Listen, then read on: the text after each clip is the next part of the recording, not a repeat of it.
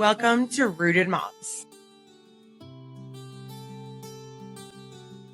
This is the podcast for moms living somewhere between crayons and car keys. Bedtime prayers and those big talks that we really don't want to have. So, whether you're raising littles or teenagers, or you're somewhere in between, or maybe you're even beyond. We're here to laugh and, hey, probably cry a little bit, but we're here to learn and stay rooted in our faith through every single season of our motherhood. Because between the two of us, we are covering a lot of ground in motherhood. Basically, from crowns to car keys. Have you ever had one of those days where you feel like you absolutely nailed being a mom? And then 10 minutes later, you're questioning every decision you've ever made? Yeah, us too. We're two moms in very different, but also very similar seasons. This is a space where we talk about the good, the hard, and all the messy in between while staying rooted in God. Thank you for being here. My name is Whitney, and I just want to have let's just introduce ourselves for this podcast, because this podcast is something for y'all to really get to know us. So first, I'm going to give it to Angie, and you can get to know her a little bit better. Hey guys, I'm Angie. I am a busy, faith-driven, working mom of 3 girls, ages 19, 17, and 13. So I'm in that really fun and slightly emotional stage. Okay, slightly maybe a bit of an understatement right now. Are you sure? I'm very sure. It's very much an understatement. But I'm in that emotional stage of motherhood where I'm learning how to let go a little bit. I've got one who's stepping fully into adulthood, one just starting to find her independence, and one who woke up one day and decided mom suddenly doesn't know anything anymore about anything ever. So, woke up as the dumbest person on the planet. And all of that is happening while I'm prepping for 2 graduations, starting a bakery, stepping into the podcast, leading in church, being a wife, and I work a full-time job. So yeah, life's honestly, this season feels like a little bit of everything. It's chaotic, it's exhausting, emotional, but it's also really, really sweet, depending on the moment you catch me in. And that changes minute by minute. And lately, God's been teaching me that even though letting go is hard, sometimes I have to loosen my grip on my girls and trust what I've put into them over all these years. I'm that kind of mom that's tried to be present in everything. From the time my kids were really little, I made it my mission that no matter what, they could count on me, always. That doesn't mean that there haven't been consequences when they make mistakes or bad choices, or not necessarily bad choices, maybe not so great choices, because we were all teenagers and we all made those. But it does mean that they know I'm here. I have an ear, a hug. A lot of times it turns up into tears. And almost always advice that they really weren't asking for. I haven't always been the perfect mom, but I have always tried to be the best I could be in whatever season I was in. And honestly, that's what this is about. It's learning how to be better while staying rooted in God through every season. If I had to describe myself in just 3 words, I would say I'm devoted, loving, and driven. And pretty much my life runs on Jesus, coffee, and a whole lot of chaos. My faith is everything to me, because no matter how many times I've wandered off the path, God has always been right there to love me, guide me, and bring me back. And I just want people to know how real He is and how fulfilling it truly is to walk with Him. Right now, I'm in a huge season of patience and waiting.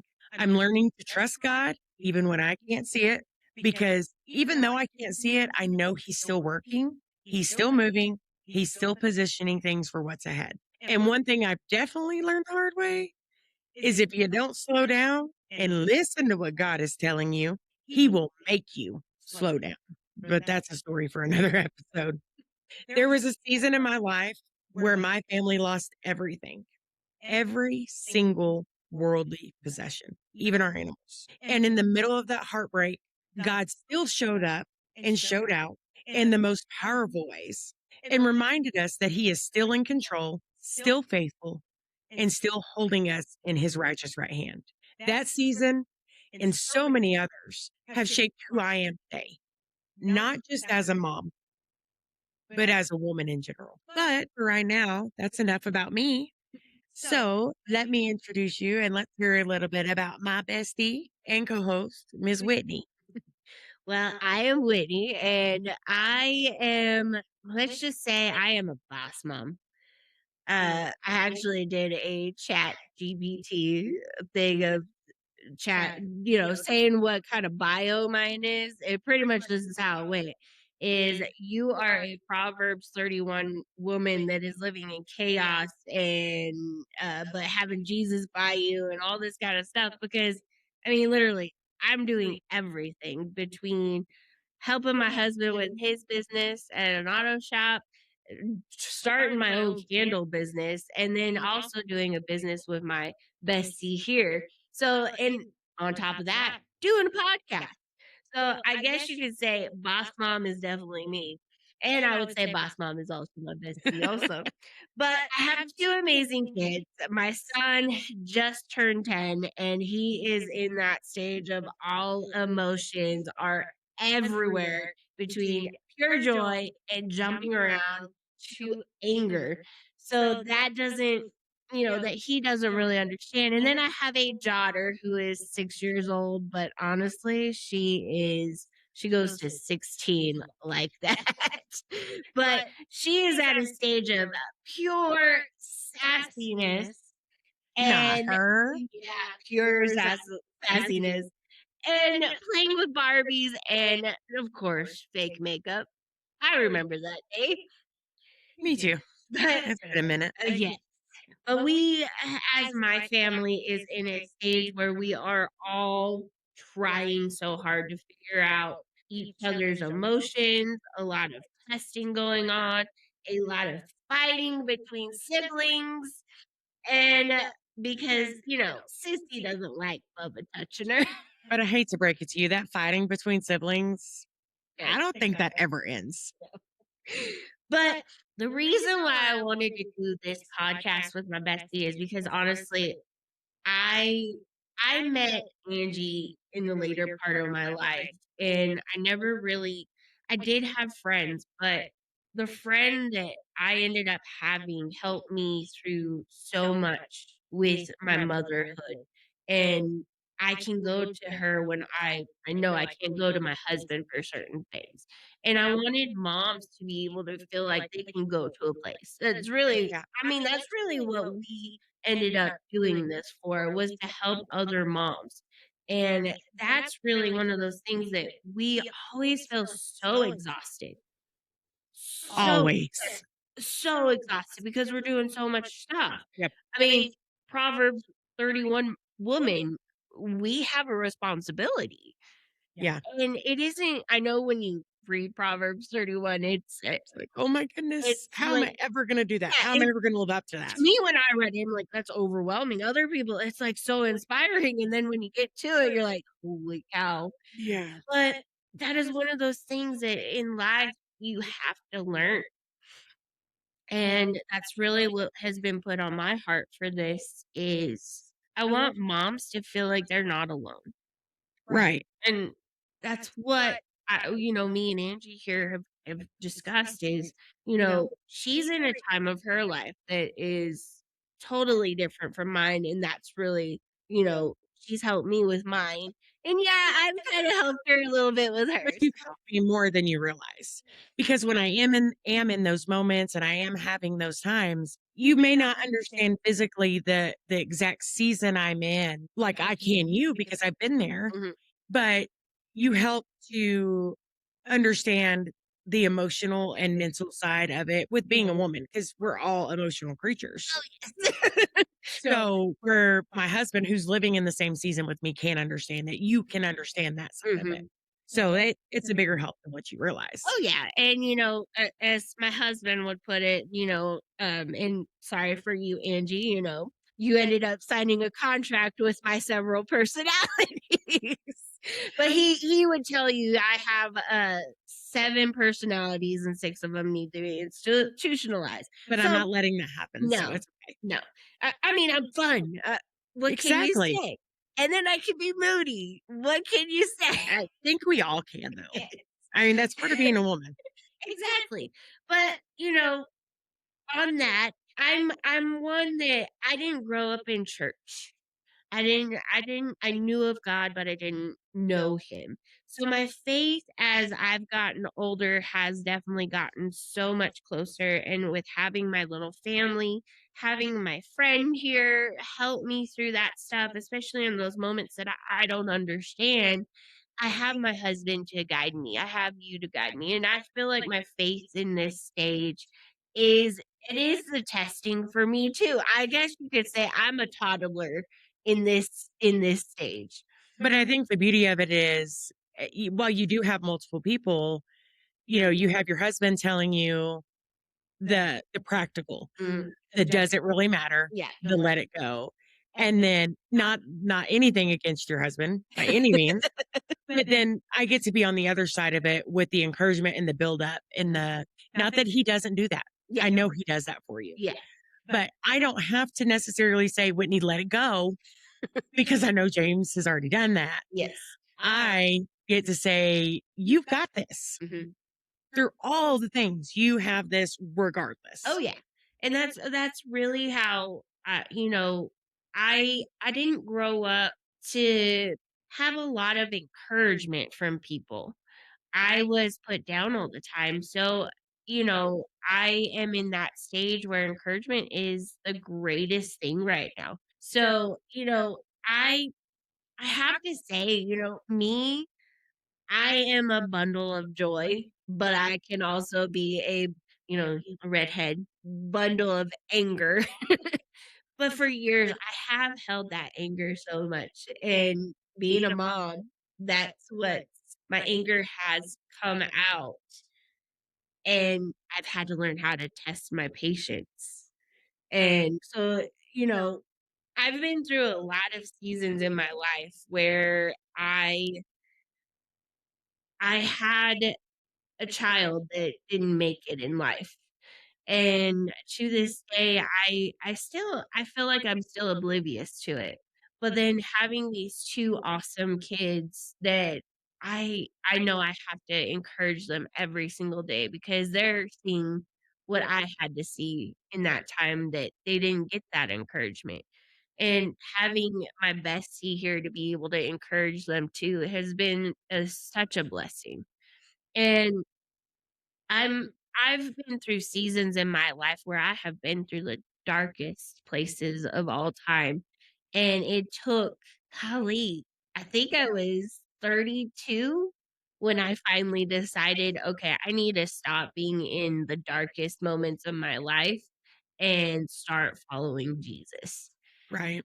And, but it is one of those things that I I feel like I've always felt alone in life. I've been called ugly. I've been called worthless. Um, Never gonna amount to anything, yeah. never And say so it's been one of those things that I feel like, this is why what God has called me to do. And I know that I went kind of off track, but sometimes in those moments, God tells you, hey, start talking about this, But for me, I guess I try my hardest now that I know God, that I try to listen to him. right. And that's one of my stages that I just try to listen to him. But I am what can I say? I have my skeletons in the back closet that Who doesn't? who does it? But I've also been in those times where I felt like I had to show a fake smile. Make everybody feel like, "Oh, I'm okay," but I wasn't. And I know same, but I still struggle to this day to not do that Mhm. because, I had a pastor one time and I'm still really good friends with him, but he used to talk about, you go up to somebody And you go, "Hey, how are you doing today? Good morning. How are you?" And every time you get fine. Mhm. Who is ever really honest with that? Yeah. So that at that point encouraged me because we're here to support each other and we're here to build each other up and we're here to pray for each other. So why are we going and saying, "Hey, I'm fine. I'm fine. It's good. I'm Yeah. here," rather than saying, "Look, I've really struggled this week." Mhm. If you were to come to me right in the next 5 minutes, say, "Hey, Angie, how are you doing?" I'm comfortable enough that I could say, "I'm struggling. Mhm.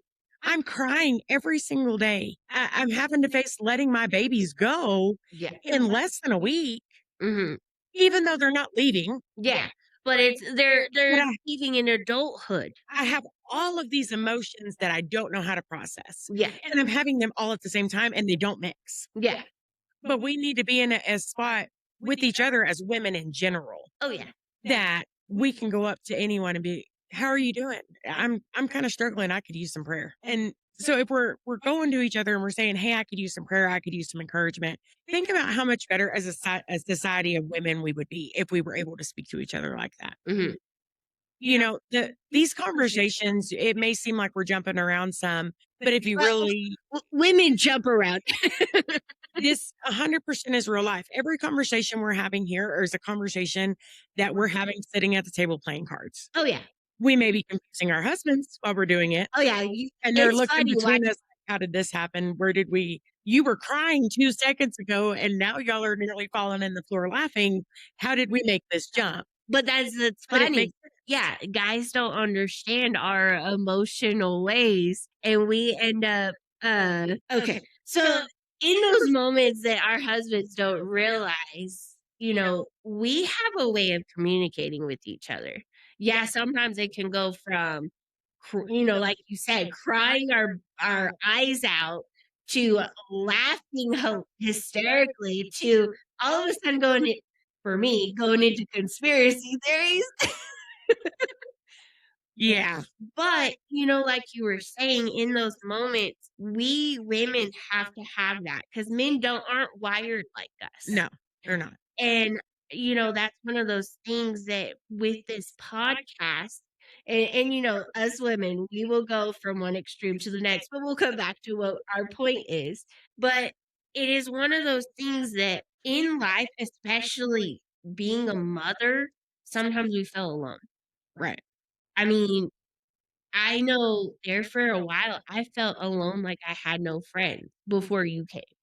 Because, yeah, I had my church family, and yes, some of them, actually one of them I go to most frequently on certain things, but it's funny how I am in a certain stage of my life with they're not really toddlers, but they're little ones, and you're at car keys, but I've also taught your kids in ministry, and so I can give you a outside look on this is what I see. Yeah. And but you also give me that outside look of what you see, because it is one of those things that is sometimes hard for us women to be able to communicate with each other because 'cause we're afraid we're gonna make each other mad, and honestly, there's sometimes you have to come to a woman not, like, criticizing, because I feel like our generation of women have been criticized so much. Well, yeah, because that's what you get in all social media and all the things. And, not only womanhood, but being a mother is hard enough Mm, on a day to day basis without having the added pressure of social media and comparison and judgment. And there's so much mom shaming in the world right now. mm. That's kind of why we did this is so we could create a space for y'all that there's not that. All it is something different, something that feels safe, something that you can learn and you can laugh and you can cry and you can say, "Yeah, I've been there." Mhm.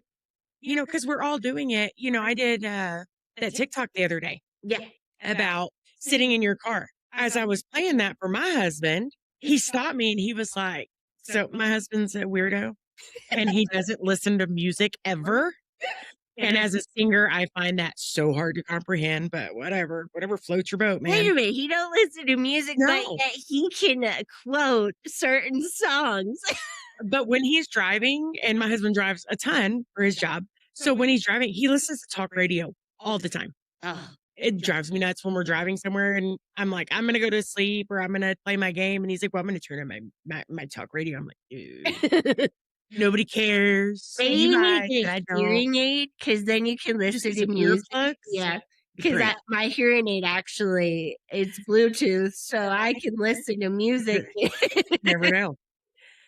So, he stopped me in the middle of that and he was like, "You know, it was yesterday, I was listening to my talk radio show, and that was their question of the day was 70% of women do this, but nobody admits to it. What is it?" And that was the answer to it was sitting in their car to decompress. Wow. That And I was was like a like, "Well, godsend right there. it was because, that's something I've always done." There's some days if I've had a good day at work, I'll just jump out of the car, go in, all the things. Mhm, But more often than not, and as soon as I pull in, that 13-year-old sees me and she's right at my door. mhm, And I'm like, "Mm, nope." And I'm not on the phone. I'm not anything. I'm listening to music. I'm listening to an audiobook. I may be just sitting in silence because I've been so overstimulated all day. I just need that moment. And then I sit there and think, well, I'm so weird. mhm. Like, I'm home. Why am I sitting in my uncomfortable car? I'm still buckled in and I'm just sitting here. The car's not even running at that. Mhm. How weird am I? And then I got to thinking about it. I'm not. So many of us do that, but how many of us think we're weird because we do that? Oh, yeah.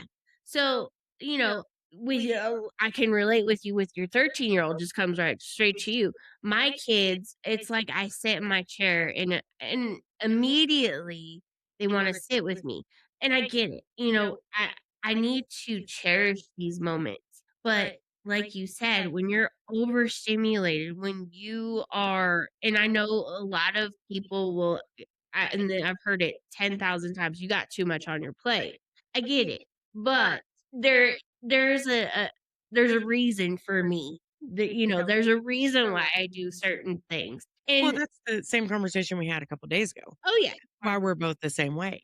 When you're told over and over and over, you're not going to amount to anything. You're not good enough. There's no way that had to have been a mistake. You're not that smart. Mhm. All those you add all these things on to prove, hey, I did it. I can do it. Watch me. Oh, yeah. What is it? This song, "Don't believe me, just watch." Yeah. Yeah, that's my life motto. That's why I went to college at 30 years old while working 70 hours a week and raising 3 kids and being a wife, was to prove, "Hey, I am that smart. Mhm. Look what I did." Oh, yeah. And, when I was younger, my eardrum didn't patch over like it was supposed to after I had, tubes in my ears. Mhm. So one of my eardrums didn't patch over, so I had to have surgery. Well, they told me that, "Well, you're gonna have a tough time with vocabulary, you're gonna have a tough time saying certain words." And yeah, there are some words that I'm like, z you know? And you'll see me sometimes because there's times that I'll be able to go up, behind the pulpit, and I don't really consider me as a preacher, I consider me as somebody that's telling a testimony. I don't feel like I'm to be a preacher, but to just be up there to say my testimony, but back it up with God's word, because Right. that's what he called us to do. But doing that, I struggle because my words get, mixed up, and I'm like, "Ugh, I know what my brain is telling me to say this, but I can't." Right. But all my life, even reading has been so hard for me because I have to have a quiet place. I have to be able to that's what I focus on. And it's been one of those things that I have challenged myself because I wasn't gonna be that person that got made fun of. Because I was made fun of when I was a child. Because I was bullied because I had red hair and very light skin. So I mean, I've heard it all. "Oh, you're a fiery redhead. You're an albino. You're all this. You're ugly." All that kinda stuff. So, why not me challenge myself? But, when I come home, there are sometimes I need that 5 minutes. I need that 10 minutes, whatever. Nobody touching me.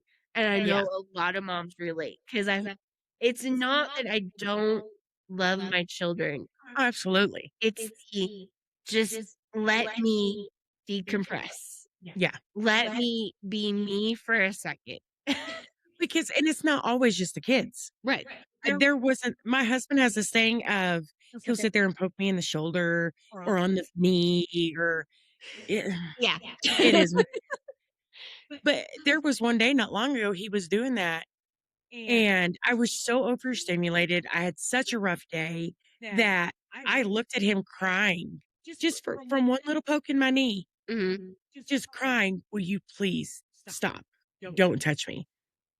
And, I'm always, "Would you stop it?" Mhm. But we have a weird love language. Yeah. We've been married 19 years.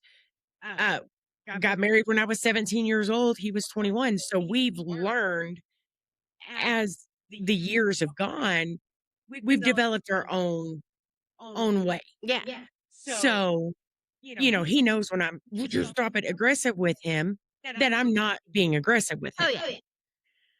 But even I noticed that in that moment, even my kids have picked up on that because one of, my girls' boyfriends, they looked at him and they're like, "Dad, I think you should stop," because she's never been that calm about it before, and she has tears in her eyes. Mhm. And then that was kind of a click for him. He was just messing with me, doing what he always does, showing me he loves me Yeah. in his weird way. I thought we were past the kindergarten stage of, "You hit a girl, you like her."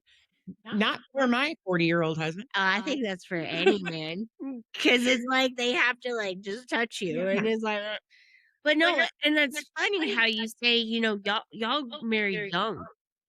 Me and James ended up marrying, later in our life, so when our kids get in high school, we're gonna be at the retirement age.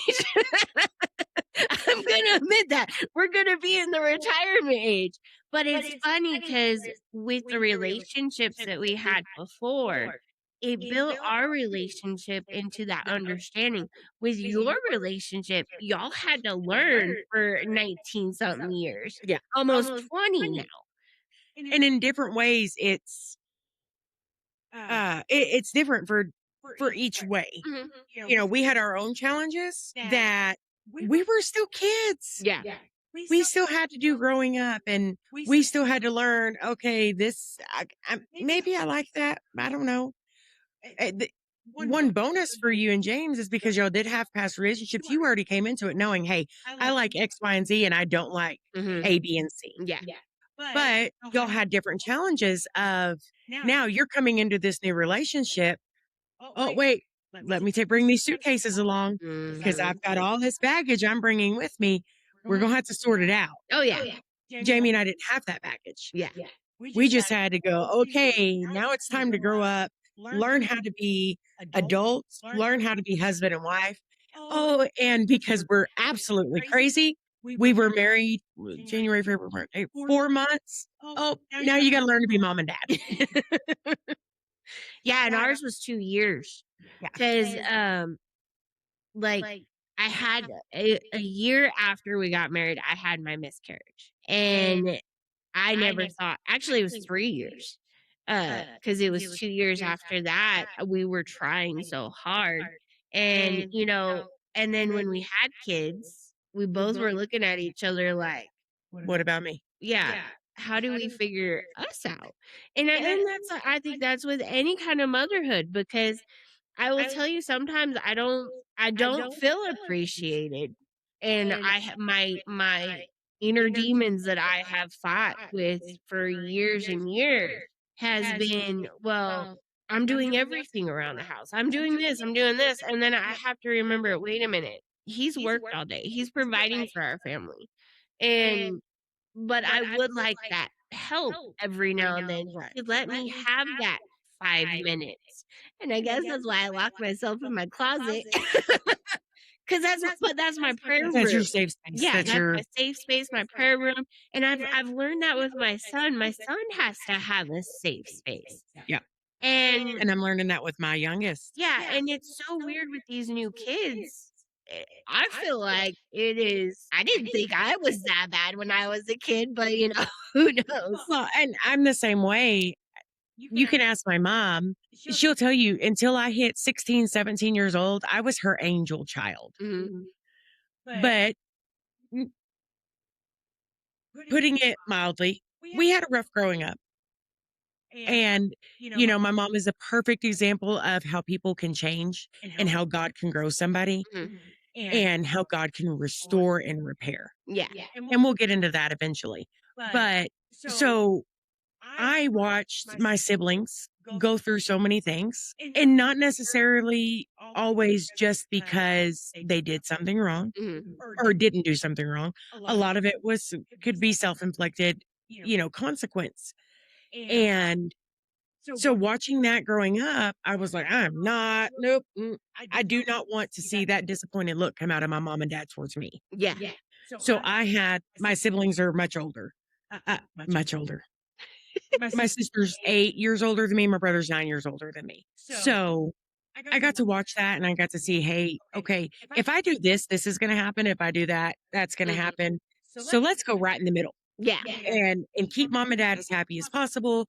Don't make them any more stressed than they already are. All this stuff.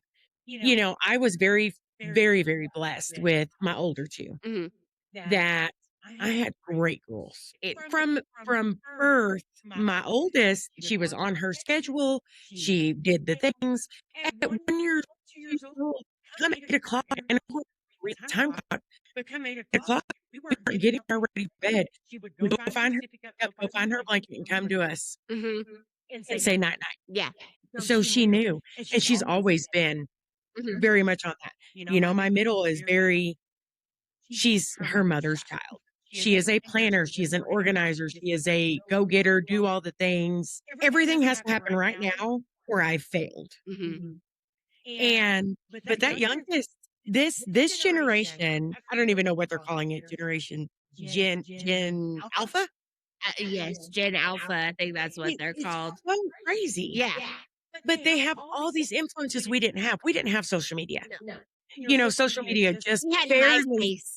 but that even then, that barely started becoming a thing when we were in high school. Yeah, and that's where a lot of the We're cyberbullying started Yeah, too. but we're looking at it now in elementary Mhm. and junior high and all that. I've been having all the problems with the youngest, with the junior high. Mhm. And it's all through technology. We allowed her to have a cell phone this year at Christmas. We're like, "Okay, she's 13 now. Mhm. We can start giving her some teenager responsibility type things." And it has been awful. Yeah. And I completely blocked social media. She is not on social media at all. I didn't allow my older girls to have Facebook, Instagram, anything until they were 16, Mhm. and it's still highly monitored. Yeah. They have TikTok, it's highly monitored. So, I can only imagine these kids that are I don't wanna say the problem, Mhm. but doing the cyberbullying, doing all the things because they're not monitored. Well, and with me and my littles, we're going into a season that I'm taking them out of school and I'm homeschooling them. So Right. again, another thing put on my plate. But I'm looking at it as this would be better for my kids because Absolutely. I've seen the struggle since my son has been in kindergarten of the teaching methods, and we can get into more of that later, but I have to think about my kids too. But it's 100%. funny as a mom, you end up forgetting about yourself, literally. You're like, "Okay, I'm putting myself aside." Well, there's everybody says, "Oh, I put myself on the back burner because I've got husband up front and kids over here and this over here, this over." But I think as moms, we're saying we're putting ourselves on the back burner, but how often are we just completely removing ourselves from the stove? Mhm. That can be dealt with later. Yeah. I can be dealt with. But in the meantime, we're holding all this in and we're not taking care of ourselves properly, mentally, any of that. So then it ends up in these huge meltdowns and in the sense of I've lost me. Mhm.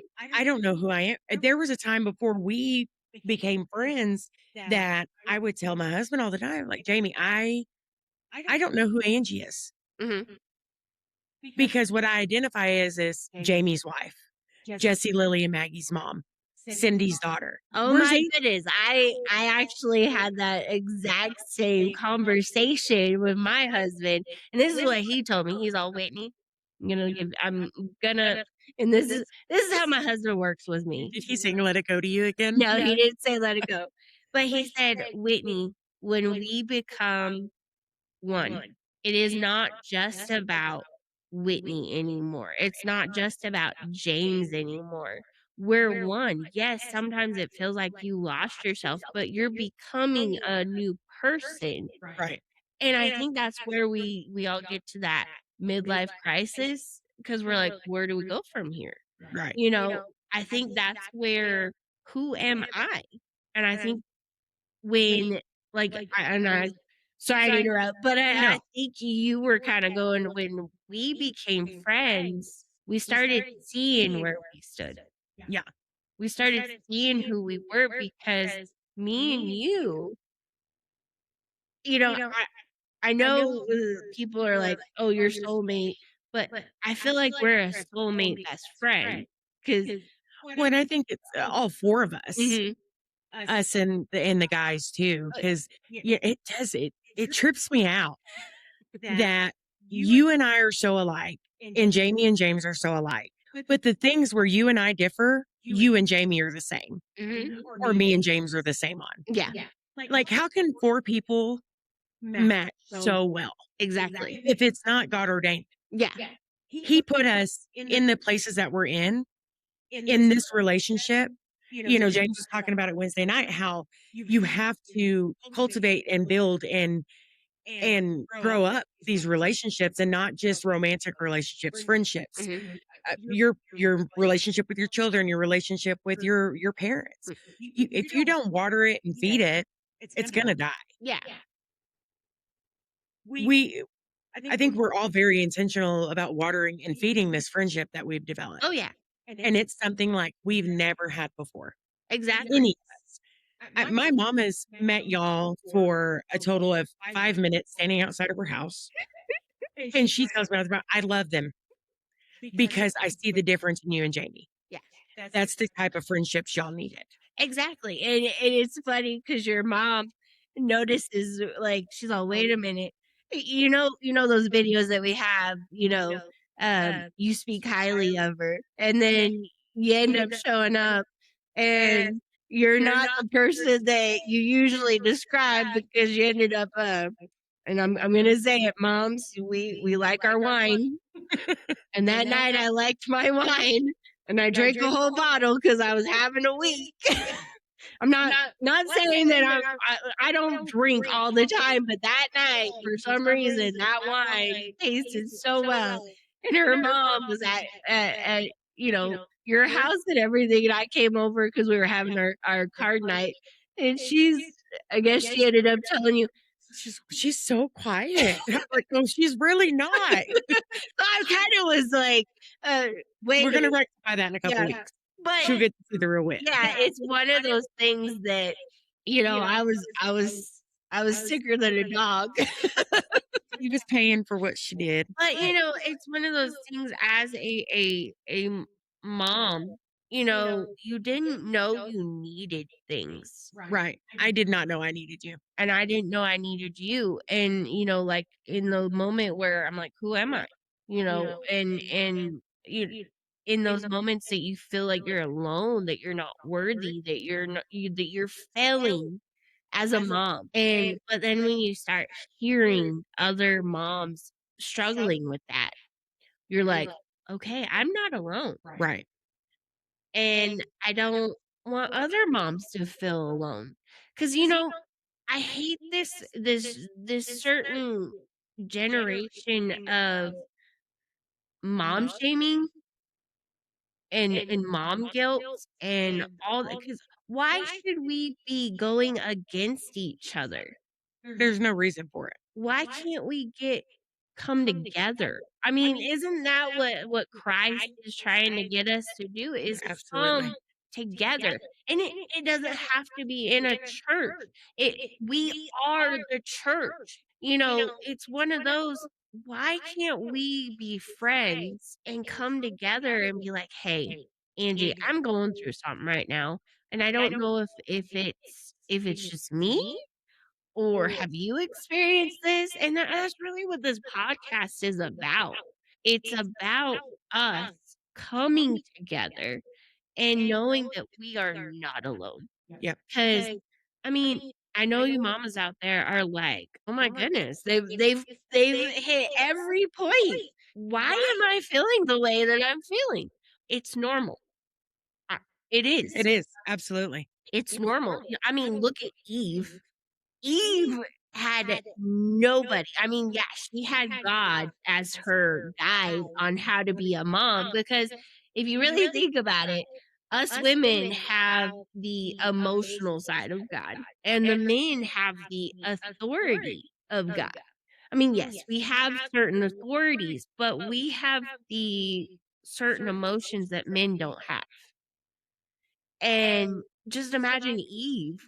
She Didn't have a friend to turn to. She didn't have a friend, and then when A her female friend. yeah, a female friend. She had her husband, because you when you leave, it's you and your husband, but I can't imagine the mom I wouldn't even know if she had mom guilt because she wouldn't know what was I would imagine she wouldn't because, I mean, she set the precedence. exactly. Like, she had to figure it out and say, "Okay, this is how you be a mom." Yeah, and then Here we go. yeah. But how bad do you think she felt when Cain and Abel happened? Oh, yeah. I mean, I couldn't imagine going through that. No, And then losing a son and from knowing your it was your other older son. son. Yeah. And But there's women out there even today that are still having to deal with that. oh, yeah, exactly. And then, look at her daughters because, Adam and Eve started this stuff. So look at her daughters. You know, that it's like, I feel like that's kind of where things started. Like, oh, I'm a horrible mom. I can't, oh, look at my sister. She, Yeah. you know, but Eve had no comparison on that. But, anyways, enough about that. I know we're Yeah, getting I on think a we've been we in the thick of it in for the a thick minute. of it. We wanted to kinda do some questions to each other. Put each other on the Yeah, spot. put each other on the spot because, I I kinda think I went a little deep on things. That's okay. Sometimes we got to. Sometimes we got to. So before we get into the questions fully, I think one thing we should go over that we didn't is how we met. Oh, yes, yes. This was a okay, I'm gonna I was the youth leader. And, I mean, I still help out with the youth and everything, but we were going to have because her girls ended up coming into my class, and I instantly fell in love with them because I just fell in love with the knowledge that they had in class. And I'm like, "Wow, you girls are a breath of fresh air because I can't get anybody else saying anything." But so we decided that we were gonna have a lock-in. Because she's crazy. I am. I'm crazy. I'm very crazy. But I guess that what does that say about me? Because when they said we're doing a lock-in, I'm like, okay, well, you need help? Yeah, I need a ton of help. That's where she signed the contract. She got me in my delusional state of chasing children and being up all night, getting throat punched. And then going to church the next morning. Oh, yeah, so many things. But that's where we really started. So that's going to lead me into my first question for you. Yes. Did you like me when you first met me? I will admit I was a little scared of you. And the reasoning is, I mean, it wasn't that you had this intimidating uh demeanor of you. It was more of I don't want to upset you because I love your girls, because I felt a connection there, and I didn't wanna make you mad. It's one of those, it's like, I'm teaching kids, and I don't wanna get yelled at by the mom or dad. Yeah. But it was I don't know, it was this, like, I didn't there was something, like, just, like, I don't know how to describe it, just something I'm like, I don't wanna make her mad. I wanna get to know her, but I don't know how to get to know her. So it was like a, So why not throw a lock-in and lock us in a gym with what 15 kids all night? That's exactly. the best place to do it. It was apparently. So for me, I was very, what is the word? I was very unsure. Uh-huh. I've been I've had good friends. I've also had what I thought were good friends that it turned out that now that I've grown and seen true friendship, that it turned out that that was not the situation. Mhm. That is not what friendship is. So I was very timid. Mhm. Like, yeah, I'm not sure. I don't need any more friends. I'm good. I don't have time I for that. get that a lot. Just saying. You can't blame the red hair. No, I mean, everybody that meets me, I will admit, I am quiet, but it's because I'm reading you. And I think because 'cause I've been so hurt, like you said so many times, that I'm reading you to see where I can stand. Yeah. So, yeah, I get it. I get it. I get it. God knew we both needed to take those baby steps to make sure. Yeah, and then he just threw us into a And he lock-in said, "Okay, here you go." with what, 17s after prom? I mean, that was a better place for them to be, but Yes, true. I'm just glad we didn't do that this year. oh, yes. Oh, woo. But yeah, I could see me being very yeah, like, I don't know about her. I even my husband was that way when you first See, something we're alike on. I'm just saying. Alright, now, my question for you. How is your parenting different now than 15 years ago? I think the biggest difference is then, so 15 years ago, my girls were 4 and 3, almost I'm 3. so glad you can do your math. Well, I'm still on the team. Well, I mean, you instantly got it, and I'm like, "Hold up." With my birthday, it's like, Yeah, I'm not really sure how old I am. take off the one. So at 4 and 3, I was in that stage of I'm having to teach you life. Mm, I teach you to walk, talk, go potty. We're starting school. I got to teach you how to write your name. I got to teach you your colors. I got to teach all the you're things. probably embarrassing your girls right now. It's fine. Everybody taught somebody taught you how to potty. I don't care who you are. But so I was in that stage of life that I was having to teach all the things that I was needed all the time. My kids couldn't feed themselves. Well, they could pick up a fork, but they couldn't make themselves food. They couldn't get their own drinks. They couldn't do any of those things. Now I'm in a stage of motherhood where I'm having to let go. Mhm. As much as they need me, they don't need me anymore. Yeah. And that's probably the hardest part. Well, each of them are hard in their own different way because then everybody needs me all the time and I'm exhausted. Yes. Now, nobody needs Mhm. me and I'm exhausted. I think that exhaustion just goes with it. Yeah, I think that's just motherhood. But so they're both equally hard in their own ways and they're equally different, but they're so similar. Yeah. Well, and, I'm in that stage of, where you were is, um, I'm having to teach them. And, in the Bible, pretty much when they get to a certain age, you just have to kinda, like, pray for the best. Like, I pray that I ended up teaching them what they needed to learn in life, Right. and that's one of the things that I know I'll have you in those moments of being able to be able to let go in those certain situations. Um, and but I'm so glad I get to be in that moment with you. Like, hey, Angie, it's okay. Because I think it wasn't long ago, I had texted you and I'm like, I don't know where I went wrong. Yeah, I feel like I failed my kids. Now it's too late. They're grown. yeah, But at the same time, I know I've poured every ounce of me for 19 years into these girls. hmm Now I have to step back, oh yeah, say, okay, thanks, do the things I taught you to do. And yeah. And we can't ever in every situation with children, our children are the ones that are pretty much gonna have to make that decision in life. yeah. So it is what it is. Okay. Let's go a fun one. Okay. What would your theme song be in the stage of motherhood you're in right now? Annie, are you okay?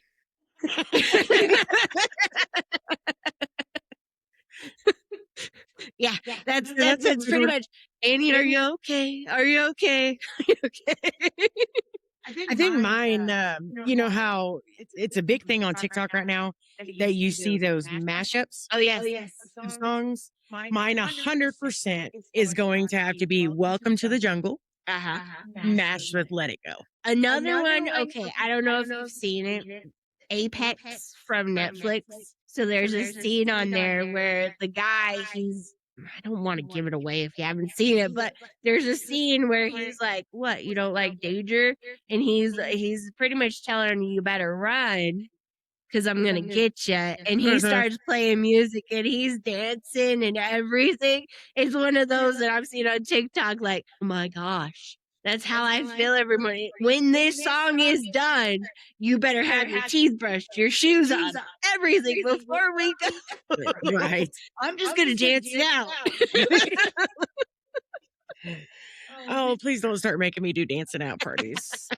I'm a big fan of Grey's Anatomy, so I know what that is. I'm not there. Oh, I've kinda gotten there Look, in we've moments. been through monsoons. We've been through dancing is out. Gotta give me a bit. Okay, I'll do the dancing for you. Let's see here. What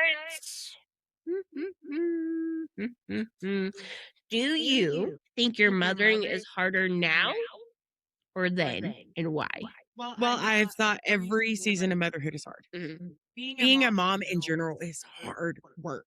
It's mentally hard, it's emotionally hard, physically hard at times. Um, I think now, right now in the season I'm in, it's the hardest mhm. because I am having to let go. Yeah. I'm having those realizations that there was a time that I held each of my kids for the very last time, Mhm, not even realizing it. I'm having to go through those. Did I do enough? mhm, Could I have been better? So all of those things are playing in my head as they're trying to take this step on. mhm. You know, we had a graduation last night, a college graduation. And I looked at my husband, I said, "Babe, we did it. We raised a whole human Mhm, and we raised successful ones." mhm. And as proud as I am, it's so hard to accept. Yeah. You know, I'm in that stage of motherhood of like, am I doing enough? To more of like, am I teaching them what I'm supposed to be teaching? But I'm probably going to end up being in that stage where you are like, because I honestly, I think that's in in every season of motherhood Right. is, did I teach them what they were supposed to know? And this one, it just feels like it's so, you're right. You have that in every season. I think in this graduation season, Mhm. the letting go season, every time you felt that throughout each season, it all comes slamming back to you at the same time. Oh my goodness. Yeah. But then you have all that so much pride, you're bubbling over Mhm. at the same time, and none of it makes sense. Well, None of it. it's us women, we end up bundling it all in. Yeah. What do you think your kids would say about you as a mom if you asked them what kind of mom you are? Whew. I had asked my actually, I haven't had to ask my kids because in those moments that I end up having to go into my closet and cry and cry and cry and because I feel like I failed.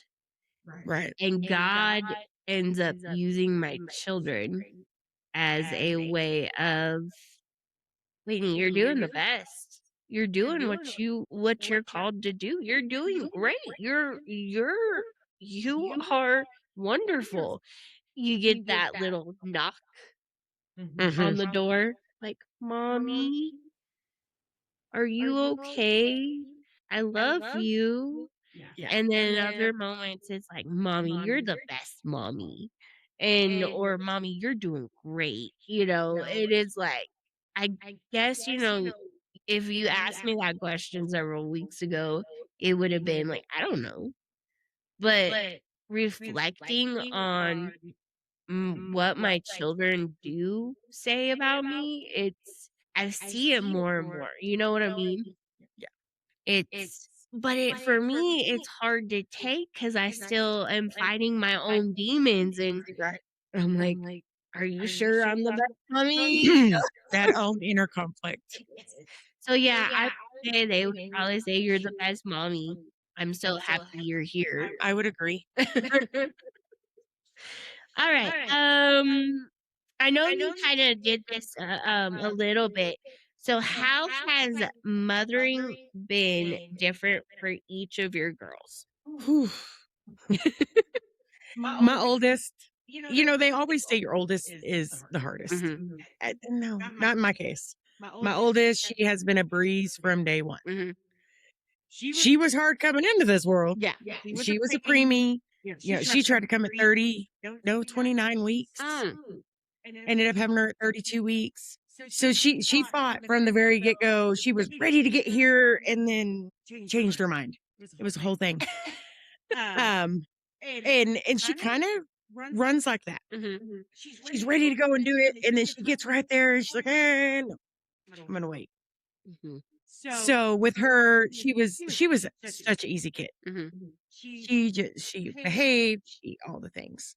My middle one, she was my crybaby. Like it or lump it, Lil, you're still my crybaby.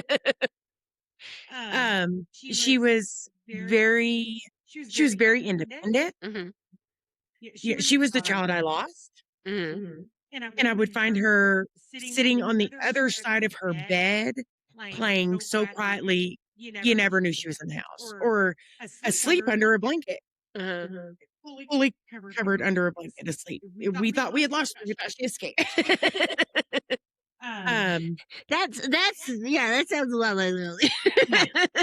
but the older she's got, the more structure she's got, the more organized she's got, the more she has this idea of I need to do all the things. Mhm, And then those 2, they're only 15 months apart, so they're almost in a competition with each other. mhm. But at the same time, they're best friends. Yeah. And then there's Max. And Maggie is very much in a finding herself stage. Mhm. What it's typical for a Oh, 13-year-old. yeah. I'm that mom. I I restrained from allowing them to do makeup too early. They were 13. I wouldn't allow them to wear makeup outside the house till they were 13. I have very much probably sheltered them according to some people, but the world's scary. Oh, yeah. So she didn't have all those outside YouTube, TikTok, Mhm, all those influences that these 7, 8, 9-year-olds are in. mhm. So she's having to learn to be a teenager like we had to learn to be a teenager. Yeah. So she's definitely in that finding herself stage. She is my attitudey child. Mhm. She flips on a dime. So, while the older 2, we were able to raise pretty well the same, we're having to completely learn Mhm. new tactics Yeah. with her because what worked for her sisters do not work for her, does not work. So I'm learning to become a whole new mom. So, Motherhood always changes. it does. Every one of them is different, Mhm. but I am very blessed that God gave each of them to me Yeah. because I know that through these seasons with them that there's a lesson Mhm. for not only me, but for them. Yeah. And I hope that everything I've done for them, once they become moms, they will be able to draw on Mhm. from their childhood. Yeah. Yeah, and, Dean, I feel like he kinda relates a lot with Maggie because he is trying to figure out his emotions more than Mhm. anything. Whether he's not understanding that he's happy or that he's mad, or if somebody pretty much crapped in his cereal, it all hell breaks loose. I'm just gonna say that. And it's one of those that we're trying to figure out, okay, bud, we gotta figure out something else because you can't be mad at us for somebody else doing something, Right. making it hell. Appropriate Yeah, reactions. hell for us, and or he could go to the extreme of jumping around, being so flippin' hyper that you're like, "Calm down." Yeah. and then you have Emma Sweet Miss Emma. and Sassy. She's lying to y'all. Talking about my niece that way. She's sassy. Look, if she's sassy, she gets it from her mama. No, she gets from daddy, but, Oh, is that what it is? but Okay. there's a difference, and I have to remind my husband that she's a girl. You can't really parent her the same as Dean. You Right. know, she has more emotions, and I've seen it in her, like, you get onto her and her emotions go, "Well, I guess I can't have that. Oh, I guess I can't have my bear anymore," or and it's like, "Emma, knock it off." Stop doing that. You kinda have I see the difference in your children, but with you, you have all girls, so there's all emotions everywhere. Yeah. So for y'all, y'all had to, you've been parenting Dean, Mhm. you've been parenting a boy, Yes. and the older Emma gets now, you're really having to start to get into the parenting a girl, and you're having to learn all that. Oh, yeah. Like, Where we started from the get go with girls. yes. So in a way, it was, like I said, in a way, it's been the same. Mhm. We're having to pivot some, but there's still that emotional side that we have to take care of. That, yes, Dean has emotions, Mhm. but it's different. Yeah. He's got that rough and tough. Oh, yes. And, I've got all the girls, and you can sneeze in their direction, and they're going, I'm sorry. Why did you? Why did I make you mad? I'm like, sorry. I had to sneeze. You used too much pepper. Yeah, Emma she's her own little person. 100%. I mean, that little girl, she will go from cha cha cha cha cha, and Yeah. yeah, and you're like, "She alive?" And she's asleep in the back. Yeah. And or to just playing by herself, and you leave her alone because that's what she wants to do, and her imagination is just out of this world sometimes. We're going to have fun when she's Oh, teenage. yeah, and I will tell you some of the stories that she's had with her little imagination, but the emotion part is the one that I feel, that has been the difficult part between the 2 because Dean has his emotions, Emma has her emotions. They're different. Very. And, having a boy and then me growing up as a tomboy, not really getting into makeup or hair. I mean, yeah, I played with that stuff. I played with Barbies but I loved being outside. I loved going hunting with my dad. I loved going fishing with my dad. I loved all that stuff. And just being out in the wilderness, just all that kind of stuff. And to all of a sudden getting a very girly girl wanting her hair done, wanting a bow in her hair, wanting pink, wanting purple. Blue is my favorite color. That's what she has at Angie Yes, for. that's what she has Aunt Angie. So yeah, I can see the difference in that kind of stuff. So I think we're getting pretty close to needing to wrap up. So Mhm. let's go with one more from each of us. Let me see. Here's another fun one. I'm going to end on a fun one. Which kid is most like you, and which kid is most like James? Oh man. Now you're gonna make me admit. Well, uh, honestly, I think they both have a little or something in the both of us because they both are stubborn, and I guess me and James are both stubborn. 100%. Um, Emma, yes, okay, I will admit she gets my sassiness because there's sometimes my mouth just keeps it going. Um, but Dean has daddy's smartness. Yeah. Like, he likes the creativity of certain things, and math is one of those things that he can get immediately. And, Emma, she's very smart. I mean, there's things that she tells me that's smart, and I feel like she gets a lot of that from daddy too.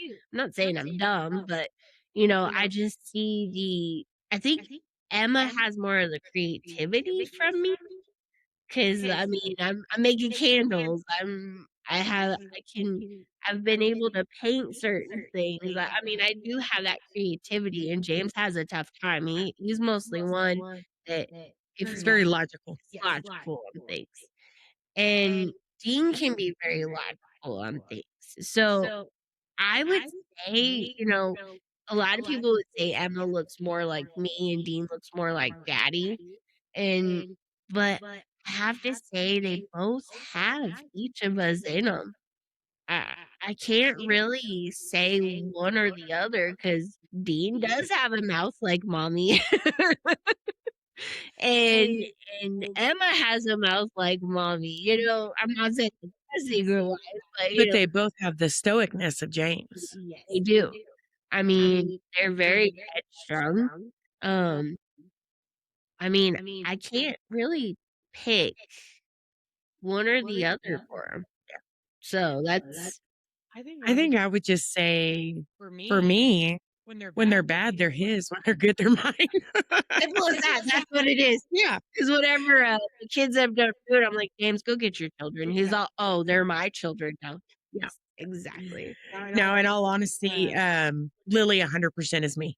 Jesse looks like me. If you see pictures, like I walked by my graduation picture in the hallway last year, and I was like, "Wait, when did Jesse take?" "Oh, that's me." That's how much we look alike. But Lily acts like me, Mhm, but she doesn't look like either of us. mhm, mhm, She actually looks just like Jamie's mom. mhm. And I didn't even realize that till the other day when I was going through some old photos and I found pictures of her, his mom in high school. And I'm like, oh, 100%. That's who Lily gets it from. As far as that, yes, she's very slow to anger, but Yeah. um, she's she has her quiet moments, but Lily has her quiet moments. Maggie, I think she's so all over the place Mhm. in where she's at. It's really hard to tell right now. Yeah. She's the same though, she's got pieces of both of us.